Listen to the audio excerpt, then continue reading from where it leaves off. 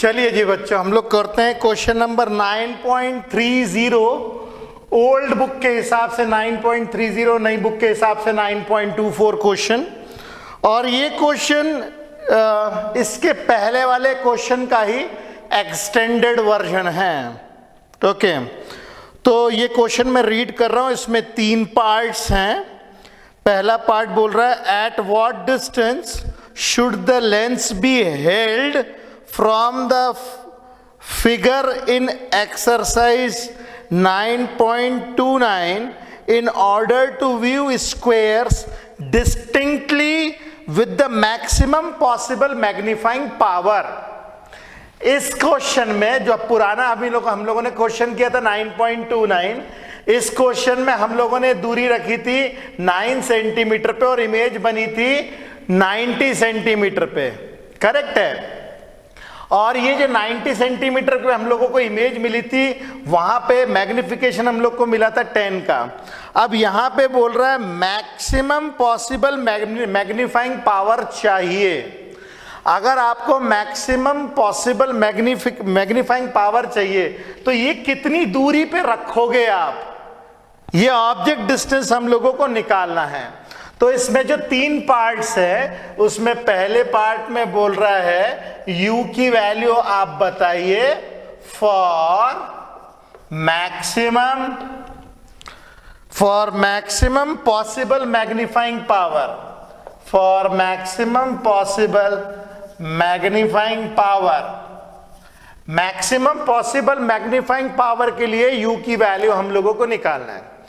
यदि आपको maximum possible magnifying power चाहिए तो आपको इमेज 25 सेंटीमीटर पे ही रखना पड़ेगा, क्योंकि वहीं पे सबसे बड़ा हम लोगों को जो है क्लियर और सबसे बेहतर इमेज मिलती है, मैग्नीफाइंग पावर सबसे बड़ी मिलती है। इमेज जो मिलेगी अगर 25 सेंटीमीटर पे बनेगी तो बड़ी और वो अच्छी इमेज, क्लियर इमेज बनेगी। ठीक है, तो इस केस में इमेज शुड बी फॉर्म्ड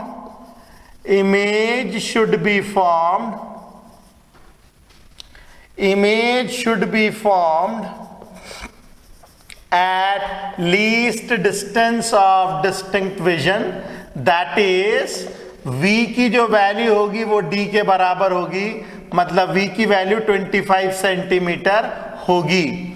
ये वैल्यू जो है 25 सेंटीमीटर होना ही चाहिए, तभी आपको मैक्सिमम पॉसिबल मैग्नीफाइंग पावर मिलेगा।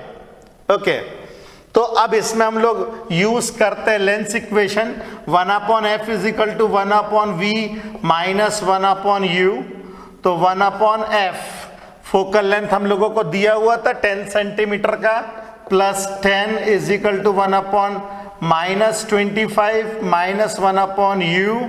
तो 1/u = -1/25 - 1/10, 1/u = 50 - 2 - 5, तो u की वैल्यू हो जाएगी 50/-7। और 50/-7 को सॉल्व करेंगे तो आएगा हमारे पास में 7.14 सेंटीमीटर। तो जो इसके पहले क्वेश्चन में हम लोगों ने 9 सेंटीमीटर पे रखा था, 9 सेंटीमीटर की जगह पे अगर आप 7.14 सेंटीमीटर पे रखोगे अपना ऑब्जेक्ट, तो आपको मैक्सिमम पॉसिबल मैग्नीफाइंग पावर मिलेगी। Got the point. अब इसके अंदर में इसी पार्ट में हमसे क्या पूछ रहा है, बी पार्ट में बोल रहा है what is the magnification in this case. अब इसके अंदर में बी में मैग्निफिकेशन जो मिलेगी हम लोगों को, मैग्निफिकेशन जो होती है वो होती है मैग्निफिकेशन = v/u, और v है हमारे पास 25 सेंटीमीटर और u है -7.14। इसको सॉल्व करेंगे तो हम लोग को मिलेगा 3.5 के आसपास, 3.5 ये हम लोगों को मिलेगा मैग्निफिकेशन। अब ये तीसरे इसमें बोल रहा है सी वाले पार्ट में, is the magnification equal to the magnifying power in this case. Magnifying power जो होता है सी केस में निकालता हूं, मैग्नीफाइंग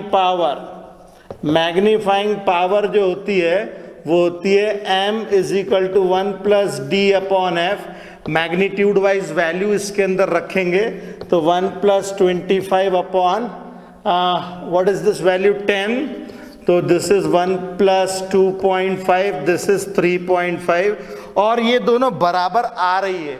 ये तो आएगी ही ना बराबर, क्योंकि इस केस में आप इमेज को 25 सेंटीमीटर पे बना रहे हो और मैग्नीफाइंग पावर ही 25 सेंटीमीटर पे लिया जाता है, तो वो तो बराबर आना ही है, जाहिर सी बात है, वो अलग अलग वैल्यू आ ही नहीं सकती है।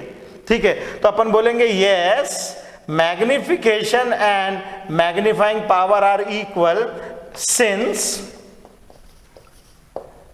Image in both is formed at 25 centimetre.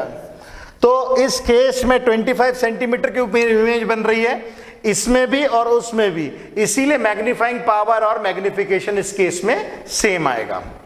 Got the point? तो ये दोनों क्वेश्चन काफी रिलेटेड क्वेश्चंस थे, आप इन्हें फटाफट कीजिए, फिर हम नेक्स्ट क्वेश्चन पे चलते हैं।